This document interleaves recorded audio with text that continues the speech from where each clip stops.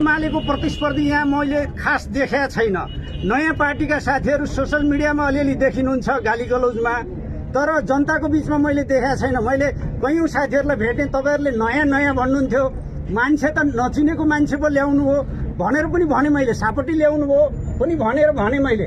यो खालको स्थिति पनि मैले देख्दैछु। जनताले चिनेको, जनताले आफ्नो कुरो भन्न सक्ने, जनता बाँच्न सक्ने, जनताले आफ्नो कुरो चाहिँ निर्धक्क भन्न सक्ने र जनताले त्यो ढङ्गले चाहिँ परख गरेको, बेहोरेको, भोगेको र जम्मा जम्मी 1000 दिन कार्य अवधिमा झन्डै चाहिँ 200 दिन त म निर्वाचित सांसदको रूपमा यहाँ प्युठानमा आएको छु। म यसको डाटा पनि तपाईँहरूको बीचमा ल्याउने छु।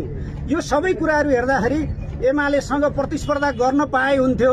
केपिएलसँग चुनाव लड्छु भनेर आफ्नो नाम चलाउन पाउने त धेरै मान्छेहरू छन्, तर एमालेसँग प्रतिस्पर्धा गर्ने तागतमा मैले देखाएको छैन। सबैलाई म प्रतिस्पर्धाका निम्ति, स्वस्थ प्रतिस्पर्धाका निम्ति आग्रह गर्न चाहन्छु। तर हामी पाँच पार्टी एकतिर हुँदाखेरि त चुनाव जितेको, अहिले त छुट्टा छुट्टै नीतिका हिसाबले एक्लै लड्न पाए हाइसन्चो हुन्थ्यो भन्ने मान्छे हुँ म। अहिले त्यो एक हिसाबले इच्छा पूरा भएको छ। हामी जनतालाई साथमा लिएर त्यो ढङ्गले चुनाव लड्छौँ, त्यो ढङ्गले अगाडि बढ्छौँ।